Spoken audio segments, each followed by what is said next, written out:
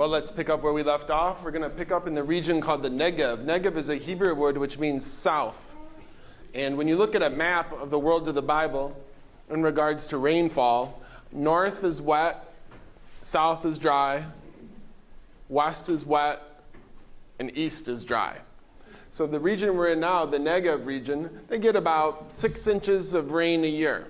So it's a tough region, but you can make it, especially in a semi-nomadic kind of lifestyle. If you're going to have a big hub city like a Beersheba, which they did quite often in their history, there has to be a lot of interest and money and et cetera pumped into that city from the north, from Jerusalem, to be able to make it work, just because of the region it's in, where you only get 6 inches of rain a year.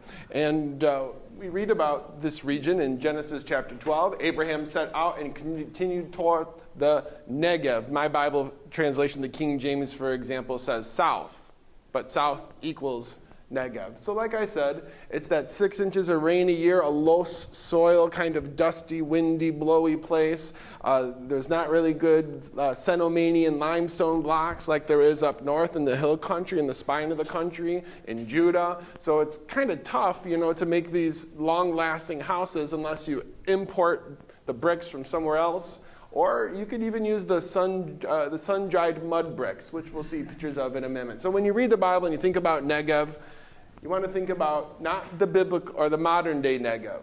This is Negev in Hebrew, and the modern-day Negev is this whole spear point of the country from Beersheba, right here, to the south. There's a huge, huge region.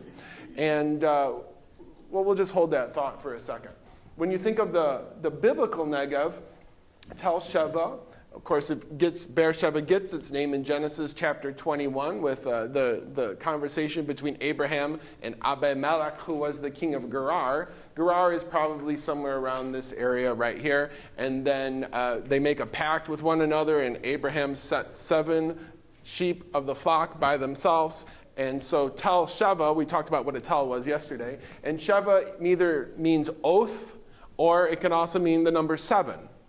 Okay, so that's where it gets its name from, that account in Genesis chapter 21. But when you think of the biblical Negev, not the modern day, Tel Sheva or Beersheba is in the middle. And you think of the Negev like a sideways number 8 or like a bow tie.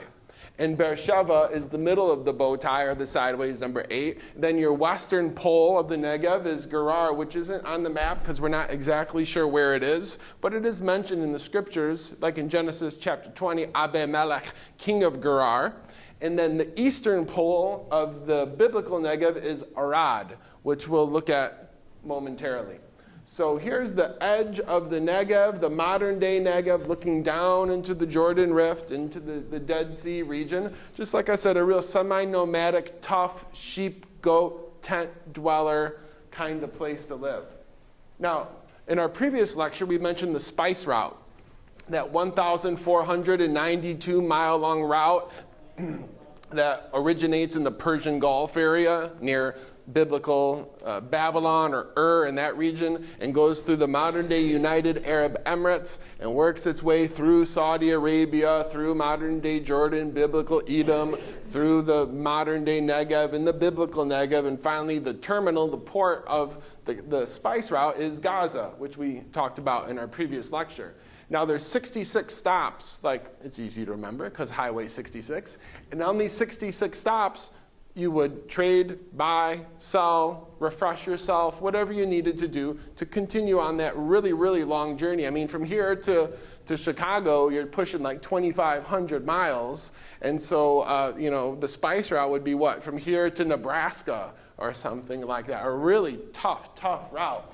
But Beersheba, as you can see right there, Beersheba was kind of like the 65th of the 66 stops on the caravan route. So it's a hub of business and trade and opportunity. Zero in on Beersheba. On Judges 20, verse 1. Then all Israel from Dan to Beersheba and from the land of Gilead came together as one and assembled before the Lord at Mitzpah. Mitzpah, by the way, means lookout. If you're ever reading your Bible and you see Mitzpah, it's a great place to, right? You can survey the land around you. But the reason I brought up this slide is because of that familiar passage, right? Dan to Beersheba. Dan's the North Pole, which we'll talk about in a future lecture, and then Beersheba is the South Pole. Now, this is within the modern day, well, it's on the outskirts of the modern day city of Beersheba, but if we just go back to this for a second, and that's the shot of the tell, and then if we were to zero in on the tell, we'll come back to a house. And we talked a little bit about the dwelling places of the ancient Israelites yesterday. And what you're looking at here is the average home of someone who lived at the time of King Hezekiah. The slide we saw in the previous lecture was an average home from the time of Jesus. And this is called the four-room house. You have the 1, 2, 3, and then the 4 rooms. Now, their homes were fashioned after the home of God, the tabernacle. There's a lot of parallels. You have room number 1. Well, this is like the courtyard.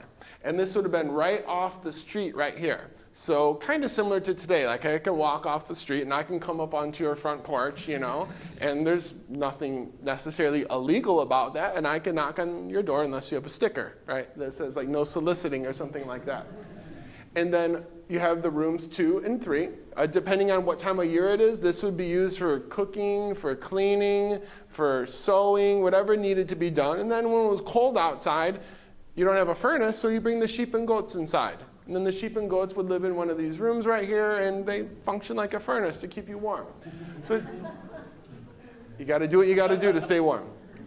And then, so rooms 2 and 3, the lights are on, there's food on the table, right? It's very inviting, like the house of God, like the tabernacle. You'd walk in off the court or the temple, you walk into the house of God, and what do you have? You have the menorah, the candlestick lit to give warmth. Then over there you'd have the table of showbread. Okay, you're familiar with this. And then you have room number 4. And room number 4, this is like the equivalent of the Holy of Holies. Okay? So if I was to come to your house and knock on your door and you let me in your house, I can go in the living room, I could poke around in the kitchen, and that's kosher, right? But even in our society, it would be taboo for me to go in uninvited into the master bedroom and just plop down on the bed or something like that. That would be considered uncouth. And it's the same way in the house of God. No one goes into the master bedroom except the priest, as you know. And it would be the same here. I would never go in there. By the way, in the words of the Bible, the young people out there, you don't have your own room. I'm sorry. Everyone sleeps together, and you sleep on the ground on a mat or blankets or something like that. You know that one account in the Gospels where the guy's knocking on the door and it's like midnight, and he says, I can't get up because if I get up, I'm going to wake up everyone in my house. Well, they all slept together like a pack, and I'm kind of experiencing that now because we're in a hotel, and my beautiful mother-in-law is in town from Minnesota, and I can't kiss my wife like I want to because her mom's laying on the bed right next to her. You know what I'm picking up what I'm putting down? Okay? So it's kind of the same way in the world of the Bible. It's like the kids are here and Uncle Shlomo's here or something, and you just gotta I don't know, maybe the kids learned quickly how to make babies. I don't know. Anyways, so that's the house. Now, as you can see, the house butted up against the foundation of the wall of the city. And then, of course, upon here would have been the bricks and stuff. So the houses, you don't have, a lot of room on each side of your house for privacy or anything like that. The houses are literally right next door to each other because the houses function then as a ring to be a wall to protect the city. Kind of neat, huh? And then if you look down on the city, that's the layout of the city from the time of Hezekiah, okay, about 7th century or something like that. Very well planned, very well organized. Now, talking about the walls of the city, in Revelation 21:19, it says, the foundations of the wall of the city were adorned with all kinds of precious stones. And where does this come from? Because just as a footnote, everything in the Revelation 21-22 account about heaven, it's almost all in the negative. I saw a new heaven and a new earth, for the first heaven and the first earth had passed away. Also, there was no more sea. There's no sea in heaven. We're not going to go into why. If you want to know, I can tell you later. Then it goes on to say there's no sorrow, there's no crying, there's no death. It goes on to say that there's no night, etc., etc., etc. It's just all in the negative because it's so glorious that John can just tell you what it's not. But anyways, John takes a lot of modern day ancient Near Eastern experiences and incorporates them into Revelation. Another example would be the first living creature was like a lion, the second living creature like a calf, the third living creature had a face like a man, and the fourth living creature was like a flying eagle. And so when you put all those together, you get a sphinx. You know, you get an eagle, a man, a calf, and a lion, and you put the body parts out, and it's that ancient Near Eastern. I mean, everyone had the Sphinx kind of look. You know, the Babylonians did, the Assyrians did, the Egyptians did, and their objective was to guard the throne room, right, of the king or of the pharaoh or of the deity. And he kind of does the same thing here. See, what John's used to seeing is you have the wall, the foundation of the wall is adorned with all kinds of rough hewn field stones. Not like in Revelation, right, where it's the stones are jasper and amethyst and all these, you know, precious, precious stones. So this is something when he says the wall of the city are adorned with these precious stones, everyone at that time would have thought of that rough, ugly, unhewn field stone. So kind of neat. And then above it, you have that sun-dried mud brick. Now, at the entry or the exit of the city right here, you have a well. Now, when Abraham lived here, guys, there was no city as you kind of see the remains there. Abraham was a tent dweller, right? Genesis 18. He sat in the tent door in the heat of the day. Now, pause real quick. In 1799, Napoleon left Egypt, went through the land bridge, which we talked about in our previous lecture, and went up north towards the Libya region. There is not one shred of archaeological evidence that Napoleon was ever in Egypt, or I should say in Israel. And it was only what? Like 200 years ago. There's nothing except the most important source or the most important archaeological object is that's the chronicles of the history of Napoleon. His men wrote that he was there through Israel, so we know he was there. Now, why is there no archaeological evidence that Napoleon was ever in Israel? Because Napoleon and his men dwelt in tents. And all you have to do, right, is you just pick up the tent pegs, you roll the tent together. By the way, in the world of the Bible, the women were the ones who primarily did that. That's why Yael was so familiar with the hammer and the peg. She knew exactly what she was doing when she pierced Sisera's head. So we shouldn't expect to find any evidence at all of Abraham living here. But there are some clues or some hints here and there. This well right here that I mentioned, by the way, this trough right there was redesigned by the archaeologists to kind of give you a feeling of what it would have looked like at that time. But as we said in the previous lecture, the dating of objects or the dating of layers or levels of a city is due to pottery. And so archaeologists came to the well, they went down to the bottom of the well, and they ended up finding pottery from the time of Abraham. So it's Abraham's occupation, I guess you could say he's kind of like a modern day gas station owner, right? Because Abraham owned the wells, and he owns the wells and the rights to the wells on the spice route. So if you're coming through the spice route where it is very difficult and water is the top priority, and you have this herd of sheep and goats and camels with all these top shelf items from Macy's, you know, that are going to go out to the eastern Mediterranean seaboard, they have to drink or they're going to die, and then the precious objects won't get to where they need to go. Where are you going to buy water from? There's only one person to buy it from, Abraham. So he's going to charge you whatever he wants to charge you. It says in Genesis 13 that Abraham was very rich in cattle and silver. And he was a businessman. He was an entrepreneur. He was a capitalist, right? Who saw a need and met that need. And that well is probably one of those wells that Abraham controlled. It was a place of worship as well, as we're familiar with. In Genesis 26:25, Isaac built an altar there and called on the name of the Lord. There he pitched his tent. There he is, another tent dweller, not a house dweller. They're semi-nomadic, not totally nomadic, right? They go where the sheep need to go to feed and to eat and to drink and etc., and they move as fast as the sheep move. And there his servants dug a well. So we have a well at Beersheba, and we have a place of worship, an altar there. And so ever since Isaac, all the way down throughout history, there was always an altar at Beersheba. Now, this is not the altar from the time of Isaac, but it's a recreation of the altar from the time of Hezekiah, that famous four-horned altar, a city of refuge. And so when archaeologists came to Beersheba, they didn't find it like that, of course.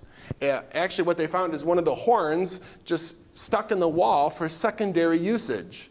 Because you just use whatever you have to make it work. I mean, you walk through Israel today and you walk down the street and there'll be a wall of a house or something, and one of the bricks of the house is like a tombstone that's like 400 years old. It's just what you do there. So they just wanted to give you an idea based on the size of the horns that they found, what it would have looked like. Well, let's kind of switch gears a little bit and go from Beersheba to our other city in the Negev, Arad. Arad. First mentioned in Numbers chapter 21 and verse 1. When the Canaanite king of Arad, who lived in the Negev, heard that Israel was coming along the road to Ath-Arim, he attacked the Israelites and captured some of them. So what is this Arad business?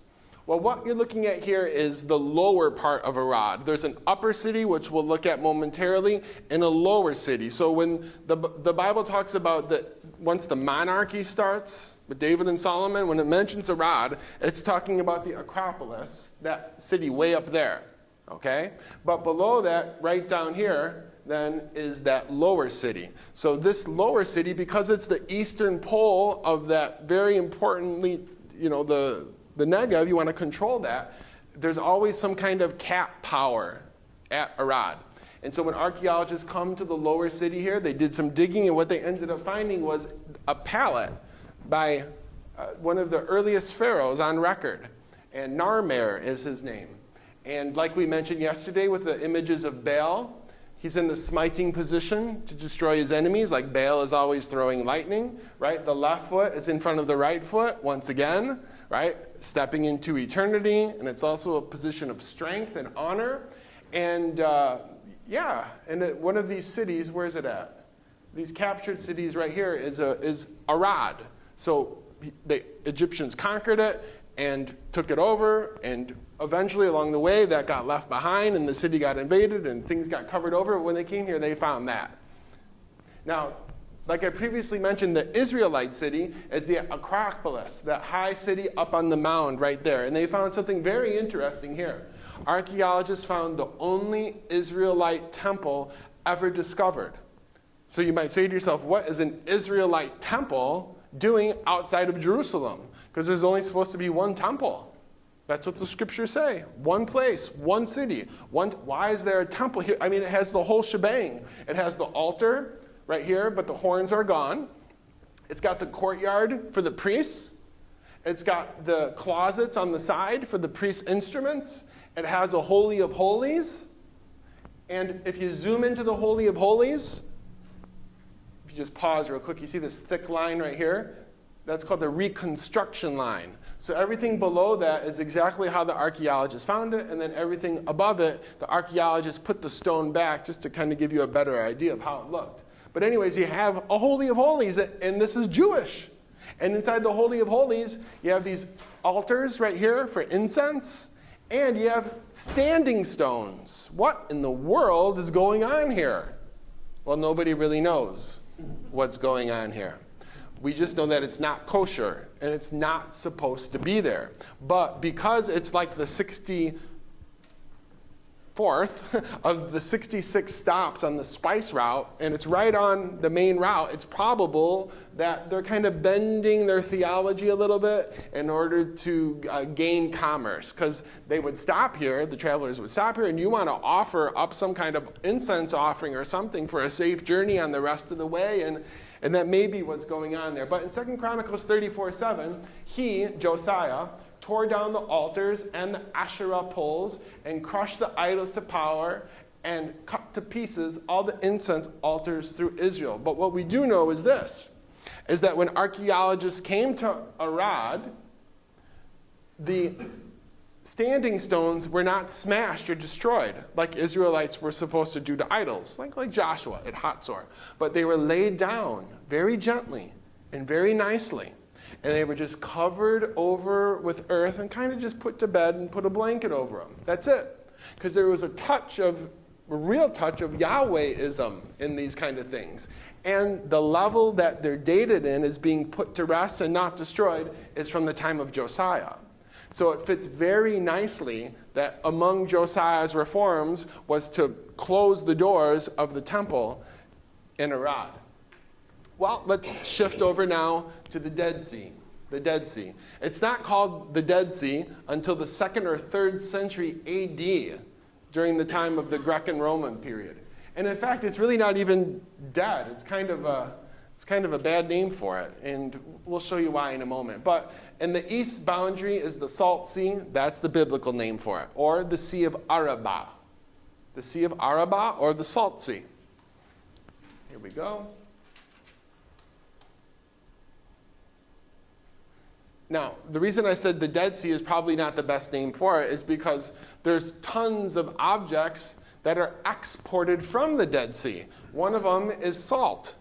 It is written that during the Roman period, salt was worth more per ounce, per pound than gold was. And you have a sea of salt here. Not only that, asphalt. Asphalt. Josephus, the 1st century Jewish historian, says that there were chunks of asphalt floating on the Dead Sea that were bigger than a cow's head. So what you would do is you take your boat out to the Dead Sea, you hook the asphalt, you put it on board, you bring it back to shore, and then you send it to Egypt or you send it to Gaza, like in Exodus chapter 2. There went a man of the house of Levi and took to wife a daughter of Levi, and the woman conceived and bore a son. And when she saw him that he was a beautiful child, she hid him 3 months. And when she could no longer hide him, here we go, she took for him an ark of bulrush and daubed it with slime and with pitch. Asphalt, to keep it waterproof. So all of the boats at Gaza, all of the boats of Egypt, all of the boats of the Phoenicians, they all needed asphalt to be waterproofed. And so you would take these objects from the Dead Sea and you bring them to one of those few cities. Also palms or dates, which was the equivalent in the world of the Bible to sugar. They grow in abundance in the quote-unquote Dead Sea region. And yes, also tourism. Tourism, even in antiquity, was a place you would go for healing. It's like a spa, a day spa, right? You get a mud bath, right? You could take a bath in sulfur water, and it's just a place to get some R&R. Now, let's look at how much the Dead Sea has been receding in the years. Here it is in 1972. By the way, this right here is called a lisan, and it's a Hebrew word for a tongue. And as you can see, it separates the northern from the south. And then 1989, and then you see how much it shrinks from here to here by 2011. So the southern portion of the Dead Sea, this is primarily used for harvesting, for farming, for digging up the muds and the sea salt and all these kind of things, and then shipping them to the stores and across the world. Now, why is the Dead Sea receding so fast? Well, there's a couple reasons. Number one, the Jordan River. Remember, Jordan means to descend from Dan, Jordan, just to go down from Dan. That's all it means. But the Jordan River has been plugged up. The water is being diverted for agricultural reasons and for just drinking water kind of reasons. So it's not flowing in from the north, barely at all. And then from the east and the west, the wadis or the canyons that drain the water from Jordan and from Israel into the Dead Sea. On the eastern side, on the Jordanian side, those dams or those wadis are dammed up. So the water, the natural rainflow water that would just flow into the Dead Sea is being caught by the Jordanians because they get such little rain there, and then it's reused for agricultural purposes or for drinking water. So when you stop the Jordan River and then you stop the eastern flow coming in, you're just, right, it's just going to recede. And so, I mean, you see it right there? 60 years ago it was over there. And you just get these huge pockets of this brackish water, right? And the sea is just drying up. Well, let's look at a couple cities in this region. On the eastern side of the Dead Sea, the cliffs of Moab just dive right into the Dead Sea. So there is no route on the eastern side of the Dead Sea. The main route and the only route is on the western side of the Dead Sea. Now, that's good for the Israelis because it's on their side in antiquity. And since this is a route that's a very, kind of think of it maybe like a 101. It's an intra-regional route, but it's a route that's highly trafficked. And on this route, you're in a region where it only rains 2 inches a year. By the way, what do you think the number one cause of death is in this region where it only rains 2 inches a year? It's actually drowning. It really is. Because on the watershed ridge, the Highway 5 we mentioned in the last lecture, it hits the ridge and it drains to the Dead Sea or it drains to the Mediterranean Sea. But what it drains through is those wadis or those nahals. So Josephus says at Jericho, which is right here, he says people are wearing linen, which means they're wearing like swimsuits. Okay, in Jerusalem, it's snowing. And it's only 15 miles as the crow flies. But because you've dropped 300 plus meters in elevation, you just have a totally different climate. So people are living in this region right here. They don't know that it's raining in Jerusalem, just 15 miles to the west. And that rain just, boom, just flies right down those canyons. And they have no warning. And every year, they'll tell you, don't go in the wadis when there's a chance of rain in Jerusalem. People go anyways, and then, whoosh, right, the tourists die in the wadis. So the main route goes on this side. Now, you're in a region where it only rains 2 inches a year, and this is a heavily trafficked route because you have all the asphalt coming out and all the dates and all the other goodies. What are you going to do for water? Good question. After Saul returned from pursuing the Philistines, he was told, David is in the desert of En-Gedi. So Saul took 3,000 able young men from all Israel and set out to look for David and his men near the crags of the wild goats. Whenever you read your Bible and you see E-N, or some of your translations say E-I-N, that means a spring of fresh water. So David's at the spring of fresh water of Gedi. Gedi means a wild goat, an ibex. We'll see a picture momentarily. So this wadi right here, or this nahal right here, is where En-Gedi is located. And it's right on the main route. You can see the little bit of room you have for the trafficking of the horses and the chariots and whatever needs to flow through there. There's our ibex right there. And there's so many of these guys around in Israel, even to this very day, because they're not kosher. You can't eat them. So they just abound. There are still wild animals in and around Israel. There's no more lions, of course. The lions were kind of concentrated in the Jordan region, the Jordan River region, and there's a thicket there in antiquity.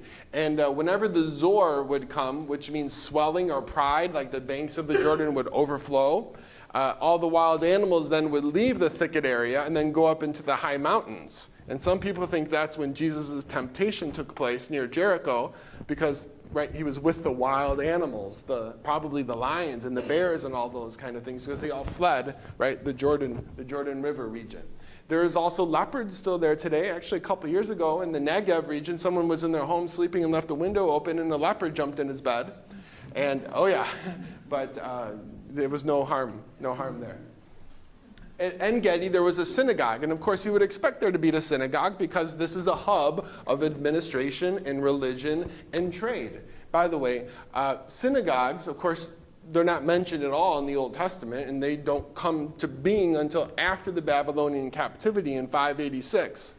But by the time you get to Jesus, synagogues, guys, really weren't places of worship. Synagogues were more places of study, where you would debate and read a passage and kind of think of maybe like a Sunday school kind of setting. It was a real public, the doors are always open kind of place, and that's why you could have, maniacs there, right, who knew Jesus was the Messiah, because you would just come into the synagogue and just sit down kind of thing. So think of the synagogues more in those terms around the time of Jesus. Just a place of study, not necessarily a place of worship. So archaeologists come here and they find it, and we talked about mosaics in the previous lecture and the benefits they have you in your home.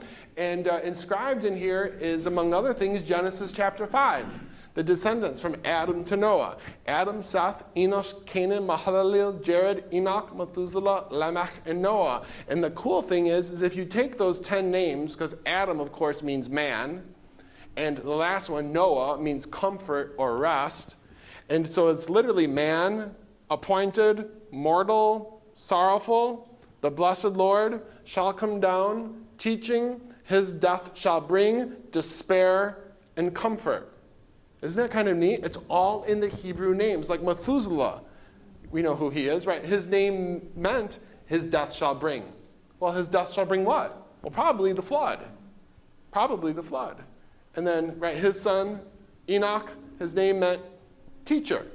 So it's kind of neat. All that is just built into the names there. And this is found in the synagogue as well as a part of the book of Daniel was found there too, with Daniel and his 3 friends were mentioned. On top of the cliff looking down on En-Gedi, you have this Chalcolithic period. This is like 2,500 BC, 3,000 BC. I mean, we're talking really, really old here. And you have this temple. We don't know who lived there, what they did, or anything, but it just shows how En-Gedi was a place where it was at, because that's, as we'll see soon, where the water was. Just as kind of a note, just a short distance from here, there were some amateur student archaeologists surveying the land and looking in some caves. And as the theory goes, what happened is that the inhabitants of this temple knew that there was an imminent destruction coming. So they took all of the goodies out of the treasury, wrapped them up, and then hid them in nearby caves. So when they would come back, they could take the objects and bring them back to the temple, and they could have their worship. Well, they never came back.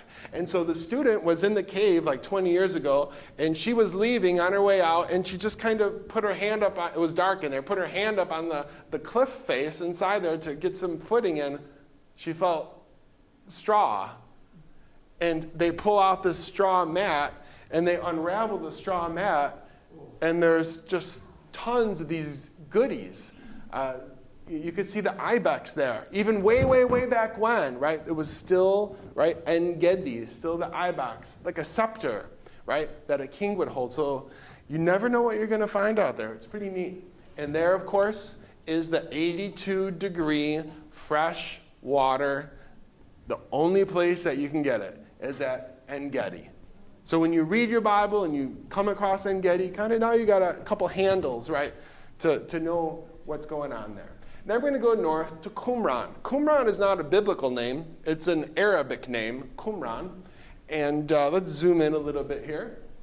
What you have here are the remains of a first century plus or minus community who lived here.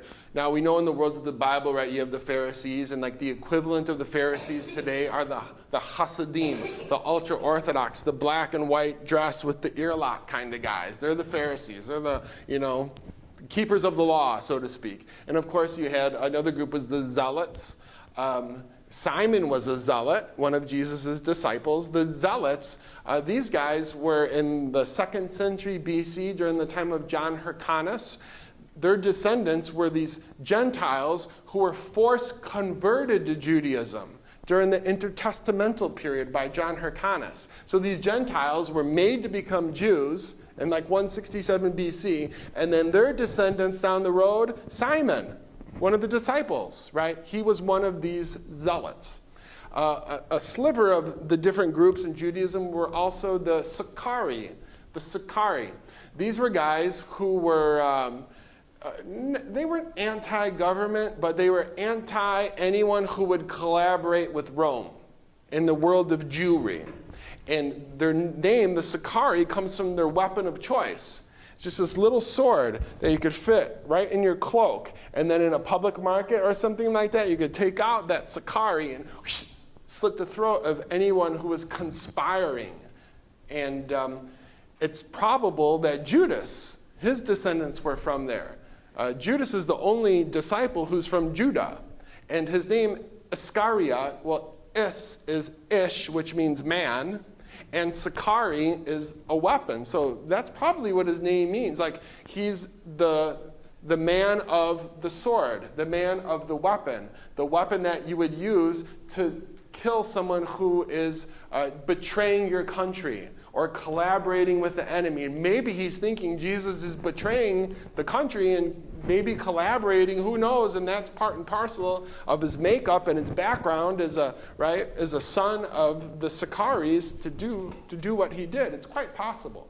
And then another group, of course, is the Essenes. We're not 100% sure that the Essenes lived in Qumran, because it doesn't say like the Dead Sea Scrolls were written by the Essenes or anything like that. But what we do know about the Essenes from Josephus and etc., it fits nicely, right, that they would live here. They were ultra messianic. They wanted to get out of Jerusalem and the hypocrisy and leave that all behind. And so they went out to the desert, right, to wait for the Messiah to come. Well, whoever lived here, of course, they were gifted as scribes, among other things. And what you're looking at here is called cave number 4. Now, this hole right here, pretend it's not there. In 1947, a shepherd boy from Bethlehem, kind of a young David, right? He's out in this region, the sheep and goat region. One of the goats goes astray, as the legend goes. He picks up a rock, throws it at the goat, misses the goat, and falls in that hole, like in Star Wars, you know, in episode 4, that perfect shot by Luke Skywalker. Maybe not. Anyways, it was a perfect shot, a swish, okay? And he heard pottery break. And it kind of spooked him out. So he goes back to Bethlehem and tells Abu, which is Arabic for daddy, like in Hebrew, Abba means daddy as well. And then the family comes out shortly thereafter, and what they end up finding are the Dead Sea Scrolls. Every single book of the Old Testament, except Esther, was found in its entirety or in part. Along with that, of course, you have a lot of extra biblical things like the Book of War, and there's a treasure map. You have daily life, living kind of things. But what's really cool, guys, is how God has preserved his text. Because until the Dead Sea Scrolls were found in 1947, the oldest Hebrew Bible in the world was from 1000 AD. 1000 AD, called the Aleppo Codex. And so when archaeologists find this, they find a Bible that's 1,000 years before that one, and they take them and they line them up, and they're 95 to 97% the same. The only variants are, number one, spelling. Like in the King James Bible, music is spelled M-U-S-I-C-K. Well, we don't do that, you know, we just drop it. And also there's a few numerical variants. A 60 became a 600. You try copying something, right, for 3,000 years. And every now and then a little tiny, but the main point is there's nothing doctrinal that has changed. God has faithfully, through men, through scribes, preserved his word. Pretty neat. And you can go to Israel today, and you can go to the shrine of the book, and you can see it. That's a whole scroll of Isaiah. The whole scroll of Isaiah. And that's the inside of the building right there. Pretty cool, huh? Well, let's go to our next region, the Jordan Valley. The Jordan Valley, that would be from the Dead Sea up to the Sea of Galilee. That great rift right there, 70 miles long, okay, and 13 to 15 miles wide. The main route is not on the west like it is on this side, but it's on the east. When you read your Bible, it'll say the way of the plain, the way of the plain. That's this main route right here. So whenever Jesus comes from Nazareth right here down to Jerusalem right here, almost always he goes this way. He crosses past Bet-Shan, and he would go on the eastern side, right, and then come up to Jerusalem. Okay? It was just the most convenient way to go. And on top of that, right, you don't want to go that way because you have to go through the land of the Samaritans. And you don't want to go this way on the international highway, even though that's the fastest, because you're going up to a high holy feast. You're going to Tabernacle or, you know, Passover or something. You want to get your mind where it needs to be. And you don't want to be taking Highway 80 with all that Gentile influence and all those kind of things. So you just take the back road. And then, right, Jesus passes over, stops at Jericho right here, and then goes up to Jerusalem. Genesis 13:11. Lot chose for himself the whole Jordan Valley. There we go. That's right there. To the east of them. He went there with his flocks and servants and parted company with his uncle Abraham. There we go. 70 miles long and about 13 to 15 miles wide. Now, we're going to look at one of the cities in here called Bet-Shan. Large crowds from Galilee, the decapolis, Jerusalem, Judea, and the regions across the Jordan followed him. This is the verse right before he starts the Sermon on the Mount. So this is when Jesus is really growing in his popularity. I mean, you have people coming from Galilee, which means district or region, something like that. Then, of course, we're familiar with Jerusalem and Judea. Beyond the Jordan, all these Gentiles are coming to hear him, and the decapolis. The decapolis. Now, there were 10 decapolis, hence deca and polis, which means city. These were Rome away from Rome's. These were little Roman cities with all of the pomp and circumstance and top shelf service that you would expect in downtown Rome. Now, they functioned for a few different reasons. Number one, you could see them here in red. Next to the land of Israel at the time of the Romans, this region right here, this was a region that was always in a set of people, the Syrians, who were always trying to make their way west and always trying to invade Israel. So the decapolis kind of functioned as like an offensive line, a buffer, right, to fight off any incoming invasion from the west, right, not to overtake Israel, because Rome is very concerned with the land bridge of Israel. So they functioned not only as an offensive line, but also to institute culture and thought and practice of the Greco-Roman Empire into the Israelite world. And one of these cities is New Testament, it's called Scythopolis, but in the Bible it's called Bet-Shan. And you can see it right here. Bet means house of. Shan is probably some Canaanite deity. We're not sure about what that exactly means. Now, if you go to Bet-Shan today, you're going to see the tell. We talked about a tell, that layered mound, that birthday cake kind of idea. And remember, in the world of the Bible, people live on the tell from in the beginning until the time of Alexander the Great and the Romans. Then they move from off the tell down to ground level because it's safe. And then that whole city right here that you're seeing, that's Roman. So Jesus went here, Jesus visited here, Jesus ministered here, and you could see how, look at the layout of the city. It's just amazing. You have the main heart of the city. That road is called the Cardo, after the Greek word cardia, which means heart, the main route of the city. You've got a theater here. Jesus uses a lot of theater terms. The word hypocrite it means someone, right, who wears a mask. It's an acting kind of term. And look at the layout of the city, very well planned, very nice. Public bathrooms. They had the whole 9 yards there.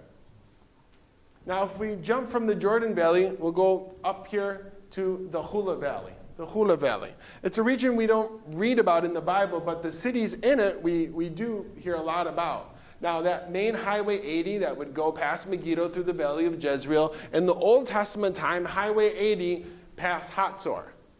But in the New Testament time, it was brought from the west over to the east, so the main route went on the east side. And that's because at that time, right here was Caesarea Philippi. That's where Peter says to Jesus, "You are the Son of the living God." And Jesus says, "Upon this rock," you know that account, right? "I will build my church." Now, the Hula Valley is just a giant swamp. And so that's why the routes are hugging the sides of the mountains on the east or the west, because you can't bring your horses and your chariots and your war machines and your catapults as you're coming from the north. By the way, just about every cat that attacks Israel, they always come from the north. Well, let's look at a city in here. Let's zoom in on Dan. Now, right next to Dan is Mount Hermon. Mount Hermon. The Canaanites called it Mount Senir. In the world of the Bible, your deity, no matter who you were, whether you were an Israelite or a Canaanite or whoever, your deity lived on the top of a mountain. And the Canaanites believed that Baal lived up on Mount Hermon. And it's kind of neat when Paul is walking on his way to Damascus, he's walking right here. And where does Jesus talk to him from? From the top of the mountain, from Hermon. That's the place where the God is, on the high place. So you see that a lot of the customs and mannerisms that took place in the world of the Bible, like writing on the door frames of the house and the Ten Commandments, all that kind of stuff, right? The Israelites would appropriate some of those customs and mannerisms into their thought and practice as well. And then right next to Mount Hermon, then you have the Jordan River and Jordan, to descend or go down from Dan. Dan's the North Pole, and then we started out by looking, didn't we, at Beersheba, the South Pole. Now, here's the wall of the city from about the time of Hezekiah. If you were to walk into the gate of the city, King Jeroboam asked for advice. Then he made 2 golden statues that looked like calves. He said to the people, it's too hard for you to go up to Jerusalem. Israel, here are your gods who brought you up out of Egypt. He set up one statue in Bethel, and he set up the other one in Dan. So when you walk through that gate, take a little bit of a walk, you come up to the sanctuary, to the high place, and those are the remains of the sacrificial system of Jeroboam. You can go there today. Now, they worship Baal, it says. I have a theory, I'm not sure if it's true, but, I think that what they may have been thinking is that Yahweh was riding the statues of Baal, because you would have 2 golden calves. We just read that. And then I think what they're thinking is on top of the golden calf, there's the invisible God. Just like the invisible God is on top of the 2 angels, right, on top of the Ark of the Covenant. Because the Israelites in the north, it's not like they just totally forsook Yahweh worship. In fact, Ahab and Jezebel, and they're rotten, right? Their children had Yahwistic names. Right? Whenever you have an L, E-L in someone's name, or a Jah in someone's name, that's a clipped form of Elohim or a clipped form of Yahweh. So it's a possibility that they're mixing, right, Yahwistic worship with Baal worship together. It's just an idea. When I met Sarah, she called her parents. We met in Jerusalem, December 29th, 2009. And she's like, Mom and Dad, I met this man in the Middle East. And I'm sure they heart skipped a beat and said, how many camels does he want for you? But they said, okay, we're coming. We'll be there soon. And so they came shortly. And, Israel's an easy place to fall in love. I mean, just the architecture and the history and the geography. What do you want to go on a date? Okay, let's go to the Mount of Olives, kind of thing. Anyway, so I took him on a tour, and we went up to here. And on that altar where many, many sacrifices were made, that's where I think they thought I was going to ask if I could marry her, but I just met her, so I didn't do that. But it was a few months after we met. So I asked them if we could have their permission to date or court with the intent, hopefully, to marry. And we asked them right there on that altar. And they said, okay. Now, within the gate of the city, we have this really cool object. Up until 1994, there was not one shred of archaeological evidence that King David ever existed. Nothing. Now remember, the Israelites are mice, not cats. So since they're not like Rome or Egypt or Babylon or Assyria, they don't have the budget, they don't have the resources and all these kind of things like the other cats, or the cats do, for scribes or for chroniclers or anything like that. Their libraries would be much, much smaller. And so we don't find anything. Nothing with David's name on it except the Bible. So minimalists would say, well, King David never existed because there's no archaeological evidence that King David ever did exist. Well, that's until 1994. They came into the gate of the city. They were polishing up for tourism. They looked like, hey, that stone there doesn't kind of look right. And on further inspection, the stone had writing on it. So they take the stones out of the wall, they clean them up, and what they originally were the following. They're about the shape and size maybe of a typical tombstone. Okay? It was set up in 850 BC by Ben-Hadad. When you read the Bible and you see Ben-Hadad, Ben means son of, Hadad is a dynastic name, like the Kennedys, or Jabin, or something like that. But Hadad is the Syrian Damascus equivalent of Baal. It's just a different name for Baal. That's what they called him up there. So the son of Baal is kind of his name. Well, in 850 BC, the Bible says he came, of course, from the north. The first place you're going to hit when you attack Israel from the north is always Dan, right? Because Dan's right there on Highway 80, and Dan has water, Dan has Target, Dan has Jamba Juice, Dan has everything that you need and want is at Dan.